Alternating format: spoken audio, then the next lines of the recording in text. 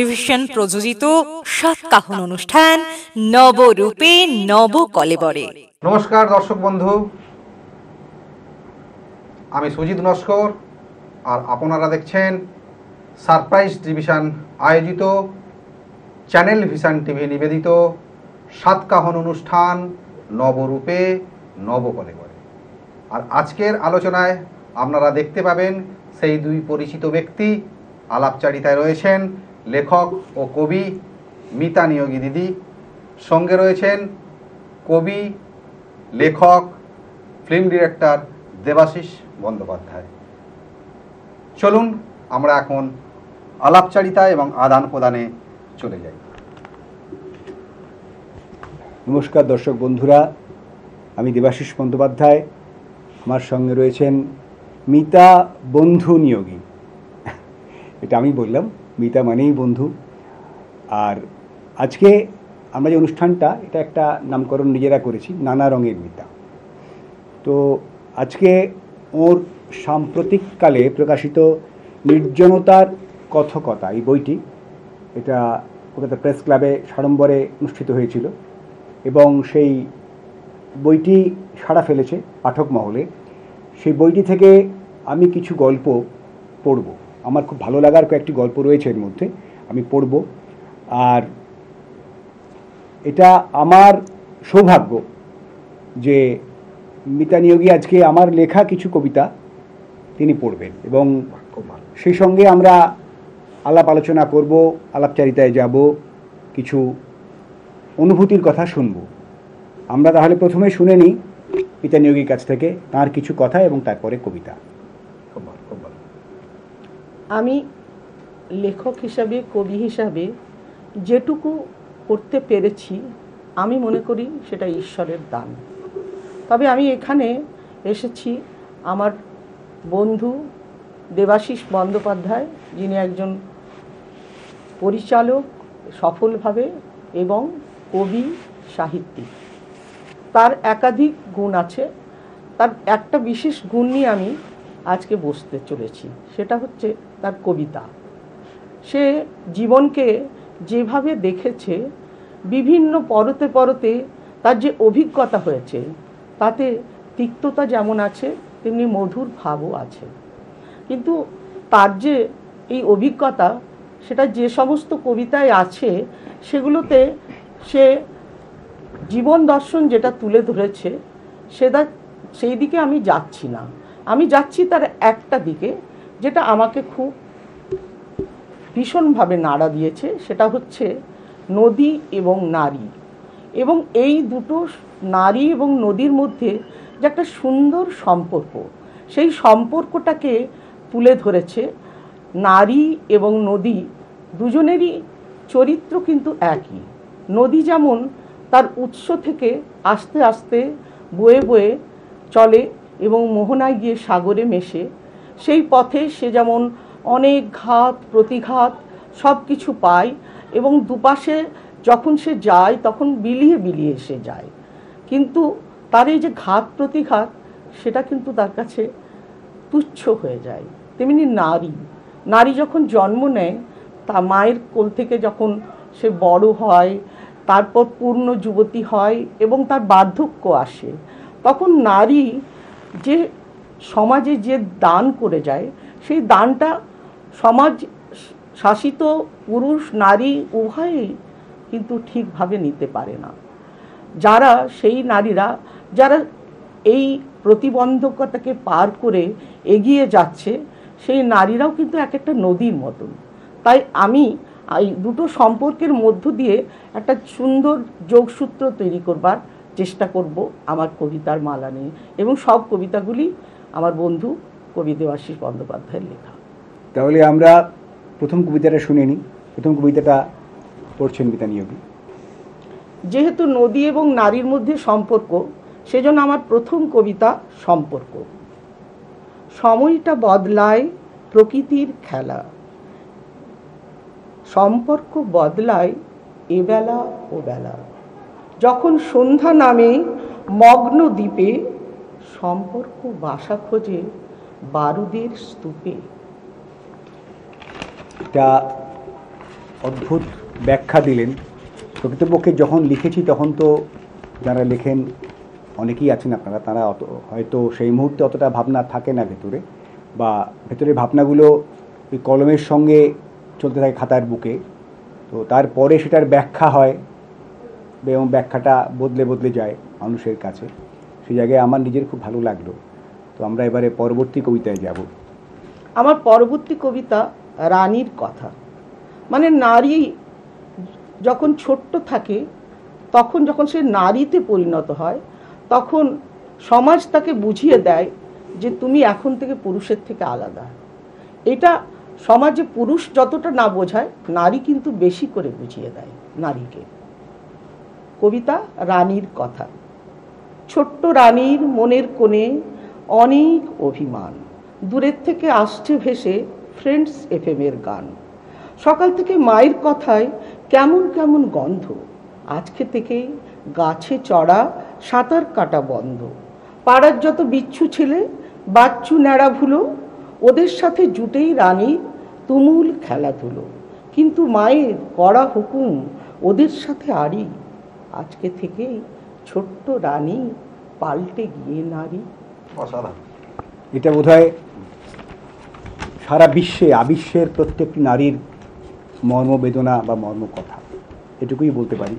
হয়তো লেখার সময় এটুকুই আমার কলমে ফুটে উঠেছিল, এবং তার কণ্ঠে যেটা বেরোলো, কণ্ঠ নিঃসৃত কবিতা, সে বেদনা আমার মনে হয় একটা মহৎ আকারে আপনাদের সামনে এলো। আমরা পরবর্তী কবিতায় যাব এবার। আমার পরবর্তী কবিতা নেম প্লেট। নেম প্লেট কথাটার মানে হচ্ছে একটা বাড়ির যে অধিকারী বা অধিকারিণী, তার নামটা নেম প্লেটে খোদাই করে বাড়িতে আগে থাকতো। ফ্ল্যাট বাড়ির যুগে হয়তো সেটা এখন চলে গেছে, কিন্তু ওই যে বাড়িটা আবাস, নারীর কিন্তু কোনো আবাস নেই।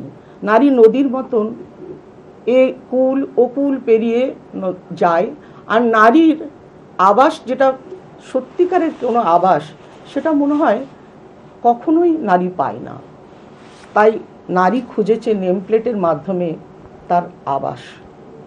নেমপ্লেটটা হঠাৎ করে আমার চোখে পড়ল, ভেজা চোখ হঠাৎ করে কি ঝামেলা করলো। বাপের বাড়ি ছেড়ে এসেছি বছর 25 হলো, অনেক দিন, অনেক মাস, অনেক বছর গেল। মেয়েদের তো সীমানা এ বাড়ি ও বাড়ির, একটার যুগ কর্তব্যে আরেকটাতে নারীর। যে মেয়েটা কালকে ছিল ছোট্ট একটা কেউ, সেই মেয়েটাই আজকে হঠাৎ বাড়ির নতুন বউ। আজকে তার সব কাজই আতশ কাচের তলায়, অনেক কান্না জমে থাকে নতুন বউয়ের গলায়। আধ ভাঙা ওই নেমপ্লেটটা সেই সেদিনের প্রতীক, যেদিন ছোট্ট মেয়ের ভুলগুলো বাবা মা বলতো ঠিক। সত্যিই তাই, অনেক কান্না জমে থাকে নতুন বউয়ের গলায়। এটা তো অনস্বীকার্য। মানে যারা মেয়ে ছিলেন, বউ হলেন, একেবারে প্রথম শ্বশুরবাড়িতে পা দিলেন এসে, সেই যে অভিজ্ঞতা, এটা তো একটা আশ্চর্য, মানে সেই গরলম্বিত মেশানো একটা অভিজ্ঞতা। সেই জন্যই এই কথাটা বোধহয় যে আমি লিখেছিলাম যে অনেক কান্না জমে থাকে নতুন বউয়ের গলায়। এবারে আমরা পরবর্তী কবিতায় যাব, এবং আপনারা বুঝতেই পারছেন যে তার কণ্ঠে ওই কবিতাগুলোকে একটা অনন্যতা দান করছে। এটুকুই বলতে পারি আমার তরফ থেকে। আমি কৃতজ্ঞ আমার ভালো লাগা তার প্রতি। আমার পরবর্তী কবিতা নদী। নদী কিভাবে একটা মেয়ের মতন হতে পারে, ছোট্ট মেয়ে বা কিশোরী মেয়ে একজন পুরুষের কাছে, একটা কিশোরী বা ছোট্ট মেয়ের যে আবদার, ভালোবাসা, প্রেম, যাই কিছু, সেটা কিভাবে ফুটে উঠতে পারে নদীর মধ্যে। আমার একটা নদী আছে, দুরন্ত আর মিষ্টি। আমার নদী মাঝে মাঝেই চরম অনাসৃষ্টি। আমার নদী ছোট্টবেলার ছোট্ট মতন গল্প। আমার নদী প্রতিদিনই বাড়ছে অল্প অল্প। আমার নদী ছুটোছুটি হুটোপাটির পর পারে এসে আমায় বলে একটু আদর কর। আমার নদী কষ্ট করে, কষ্ট চেপে রাখে। আমার নদী আমার জন্য অনেক কষ্টে থাকে। আসলে একটা ছোট্ট মেয়ে যখন খেলাধুলো করে, নিষ্পাপ, খেলে পরিশ্রান্ত হয়ে ঝাঁপ দিয়ে পড়ে মায়ের বুকে অথবা বাবার কোলে, বলে না এত করো, সেটাই আর কি। নদী আর মেয়ে বোধহয় সমার্থক, আমার কাছে অন্তত মনে হয়। আর আপনার কবিতাটা আপনারা শুনছেন মিতা নিয়োগীর কণ্ঠে, মনে মনে হয়তো আপনারাও আমার কথা সমর্থন করবেন। আমাদের পরবর্তী কবিতা মিতাদির কণ্ঠে। পরবর্তী কবিতা নারীর সাথে নদীর আবার সেই সাযুজ্য। এখানে নারী প্রেমিকা, নদীর সাথে দেখা হলো অনেক দিনের পরে। আমি চাইনি, কালকে নদী এলো আমার ঘরে, বলল আমায় অনেক কথা, রইল তবু বাকি, বলল কত কষ্ট বুকে, বুঝতে পারো তাকে। আমি বললাম নদী তুমি আমার কাছেই থাকো, জীবনটাকে আমার সাথে নতুন করে দেখো।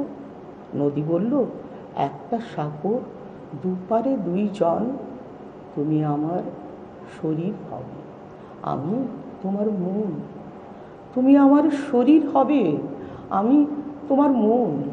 মানে মন আর আত্মার সম্পর্ক যদি কিছু থাকে, হয়তো সেটাই প্রতিভাত হয়েছে এই কবিতার মধ্যে, এটাই ছিল।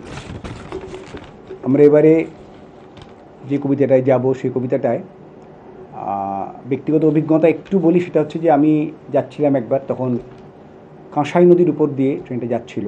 তখন আমরা সবাই জানি বা অনেকেই জানি যে কাঁসাই পুরো হচ্ছে কংসাবতী। তো কংসাবতী আর কাঁসাই, তখন আমার মাথার মধ্যে ঘুরঘুর করছিল, আচ্ছা এই নদীটাকে নিয়ে কিছু লেখা যায় কি না। ফিরে এসে একটা লেখা লিখেছিলাম কংসাবতীর কথা। আমরা সেটাই মিতা নিয়োগীর কণ্ঠে শুনবো, আশা করি আপনাদের খুব ভালো লাগবে। এটা মানুষের নারীর প্রতি বা নদীর প্রতি যে নির্মমতা, তাই প্রকাশ করেছেন কবি এখানে। কংসাবতীর কথা। কাঁসাই মানে কংসাবতী, কাঁসাই মানে নদী, শুনবে কি তার গল্প তুমি, শোনাতে চাই যদি। কংসাবতী রূপবতী নদীর জলে ভাসে, কংসাবতী মিষ্টি মেয়ে সবাই ভালোবাসে। জলের ভেতর ছোট্ট পুরী, সেইখানে তার বাসা, রাজপুত্র আসবে নিতে মনে সবার আশা। ঝমঝমিয়ে বৃষ্টি যখন নদীর বুকে ঝরে, দারুণ খুশি কংসাবতী সাঁতার দিয়ে ফেরে। এমনি করেই কাটছিল দিন, কিন্তু হঠাৎ করে নদীর বুকে বাঁধল সেতু মানুষ জোর করে। ইট পাথরে পড়ল বাধা কংসাবতীর ঘর, পরম প্রিয় নদীকে তার করল মানুষ পর। চোখের জলে নদীর জলে হলো মেলামেশায়, কংসাবতী গেল ভেসে রইল পড়ে কাঁসায়। কংসাবতী গেল ভেসে রইল পড়ে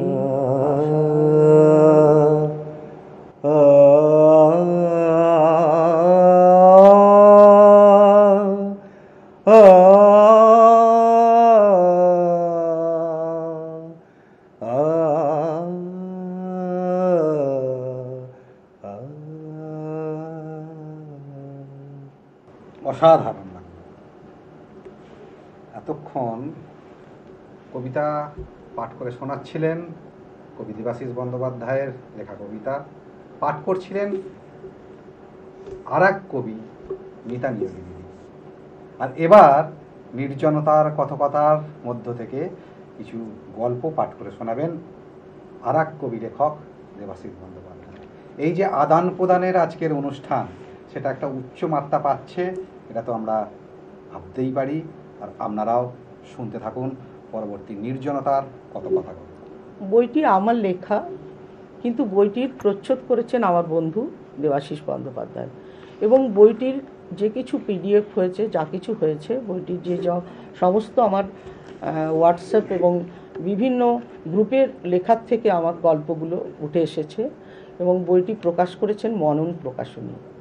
বইটি প্রেস ক্লাবে একটা বর্ষণ মুখর দিনে প্রকাশিত হয়েছে। আমি মনে করি এই বইটা একদিন সাড়া ফেলবেই ফেলবে। এতে যে অনুগল্পগুলো আছে সেগুলো বাস্তবিকভাবে আমার জীবন থেকে নেওয়া এবং অনেক সময় ছোট্ট একটা ঘটনা যেটা আমাকে ভীষণভাবে নাড়া দিয়েছে বা কোনো ব্যক্তি, তাকে নিয়ে আমি লিখেছি। এখন দেবাশিস দা। নির্জনতার কথকতা থেকে কয়েকটা গল্প আমি শোনাবো পড়ে। মিতা নিয়োগীর লেখা, প্রকাশিত, সাড়া ফেলে দেওয়া গল্পের সংকলন, ছোট গল্পের সংকলন। প্রথম গল্প তৃতীয় নয়ন। প্রভাবতী দেবীর আজকাল ভীষণ অসুবিধা হচ্ছে। হঠাৎ করে তৃতীয় নয়নটা খুলে গেছে। কি যে করেন। স্বামীগত হওয়ার পর বেশ কিছুদিন হতাশভাবে এলোমেলো জীবন কাটাচ্ছিলেন। তারপর ভাবলেন অনেক দিন তো সংসারের সবার জন্য সময় দিলাম, এবার একটু নিজেকে নিয়ে থাকি। এইখানেই সবার আপত্তি। তুমি কবিতা লিখবে, বই পড়বে, অভিনয় করবে, নিজেকে নিয়ে সময় কাটাবে, হয় নাকি? এগুলো একেবারে সময়ের অপব্যয়।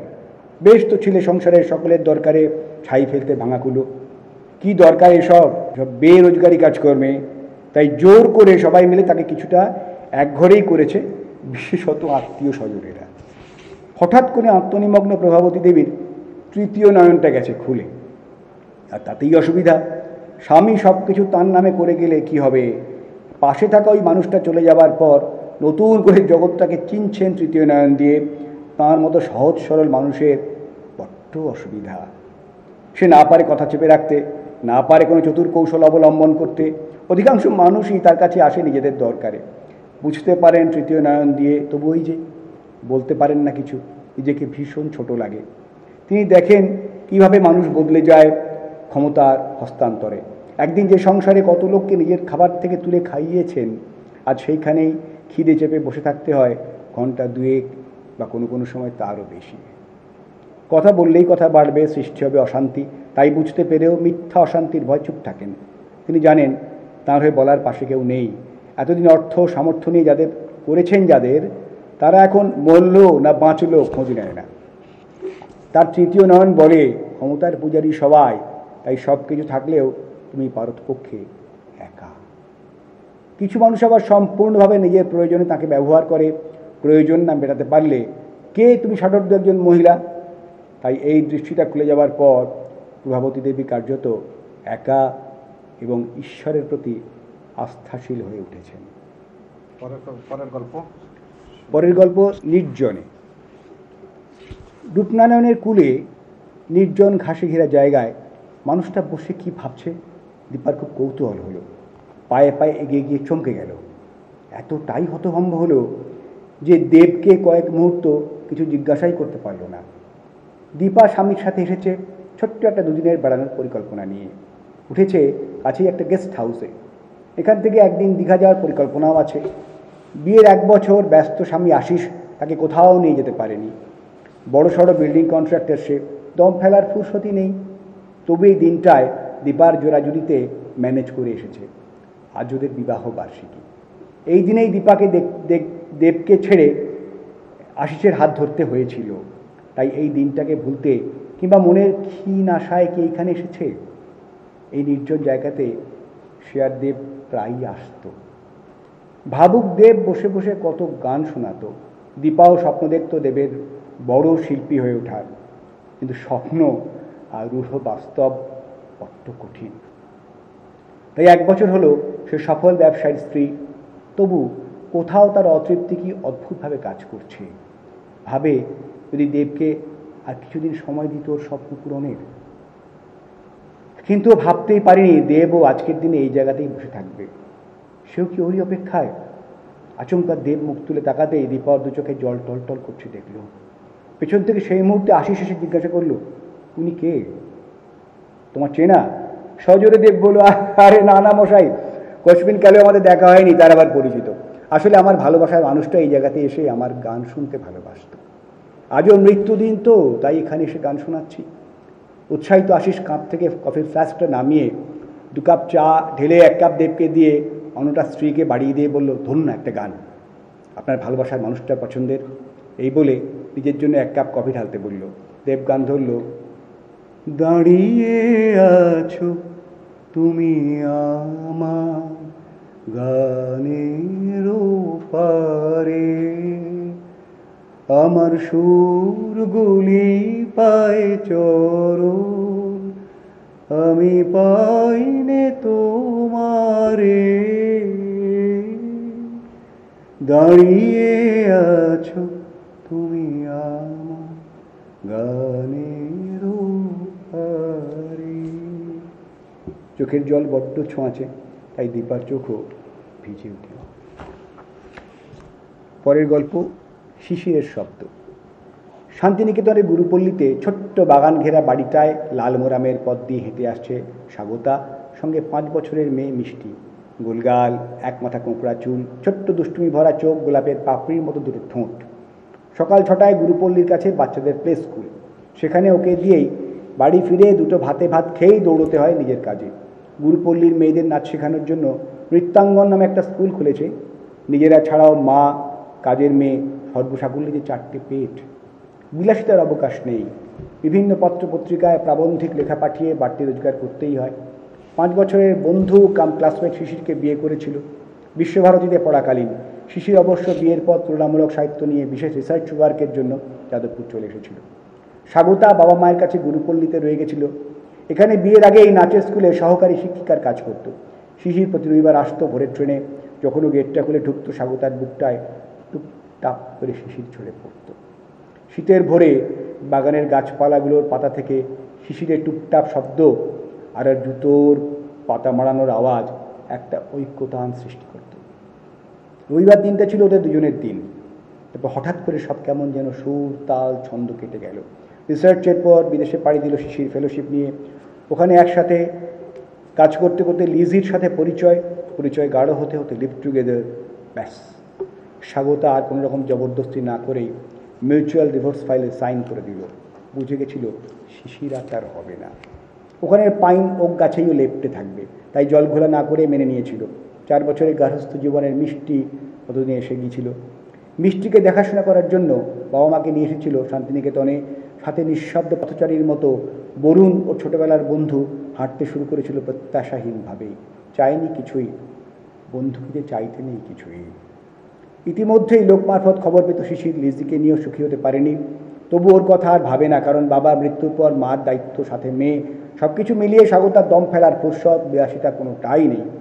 হঠাৎ করে আজ সকালে কেন জানি না মেয়েকে স্কুল ছেড়ে বাড়ি এসে বাড়ির রাস্তায় হাঁটতে হাঁটতে শিশিরের সাথে কাটানো পূর্বরাগ পর্বের দিনগুলো মনে পড়ছিল। বাড়ির কাছাকাছি আসতেই শিশিরের কুয়াশা জড়িয়ে ও কাকে দেখল? বড় বিদেশি লাগেজ হাতে শিউলি গাছটার নিচে শিশির দাঁড়িয়ে। নিস্তব্ধ প্রকৃতিতে টুপটাপ শিশিরের শব্দ। বাহ, অসাধারণ। আমরা অনুষ্ঠানের একদম শেষ পর্বে চলে এসেছি।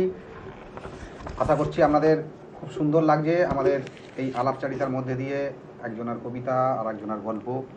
আমরা ক্যারেক্টার গল্প সব পড়ার সময় পাবো? মনে হচ্ছে মিনিট খানেকের মধ্যে যদি আপনি করতে পারেন তাহলে এটা একটু পাঠ করে শোনা। অন্য প্রেমের গল্প। এ এক অন্য প্রেমের গল্প। লোকটা ভীষণ দাম্ভিক, পকেটে পয়সা নেই, কিন্তু চাল বাদশাহী। লোকটাকে ঘিরে নানা লোকের নানা কৌতূহল। সবাই আবার লোকটার প্রেমেও পড়ে যায়, বিশেষ করে মহিলারা। না পেলে নানাজন কুৎসা রটায়, কিন্তু ভালো না বেশে পারে না। মানুষটা কিন্তু জীবনের সাথে প্রেম করেছে, আর নিজের স্বপ্নের সাথে। বলতে গেলে জীবনের আঙ্গিকতা তাকে প্রেমে পড়ায় বারবার। অনেকটা কাছ থেকে জীবনকে দেখেছে সে। অকালে পিতৃহারা লোকটা সমাজের নিষ্ঠুরতা এত কাছ থেকে দেখেও জীবনের সাথে ভালোবাসার সম্পর্ক ত্যাগ করতে পারেনি। তাই একবেলা আত্মীয়তা খেয়েও, শিক্ষিত মানুষের অনুপযুক্ত কাজ করেও বলতে পারেনি, জীবন তুমি আমাকে হতাশ করেছো। বড্ড কষ্ট পেয়েছে, যত কষ্ট পেয়েছে তত জীবনকে আষ্টে পৃষ্ঠে জড়িয়ে ধরেছে প্রেমে। শানিত কলম নিয়ে নগ্ন করেছে নিষ্ঠুর মানুষদের। আমরা যারা ভালোবাসার দিবসে মস্ত বড় গোলাপের তোলা দিই ভালোবাসার মানুষটিকে, ও তখন প্রাত্যহিক খরচার পয়সা বাঁচিয়ে পোষ্য কিছু প্রাণীকে খাওয়ায় ঢাকঢোল না পিটিয়ে। ওর মনে যে প্রকৃত প্রেম আছে অসহায় জীবদের প্রতি।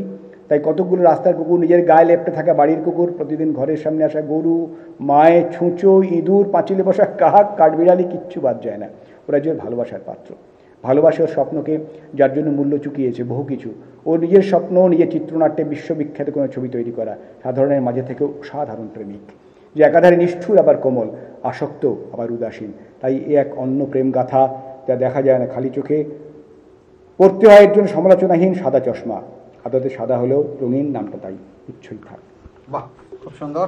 আমরা গল্পও শুনলাম, কবিতাও শুনলাম। 2 লেখক লেখিকা কবি উপস্থিত রয়েছেন, আর সকলকার মাঝে আমরা তুলে ধরলাম ওনাদেরই নিজেদের লেখা কবিতা এবং গল্প একে অপরের কণ্ঠে। আজকের মতো বিদায় নিচ্ছি। নমস্কার। আবার দেখা হবে নমস্কার আগামীর কোনো অনুষ্ঠান। সমস্ত দর্শকবৃন্দকে।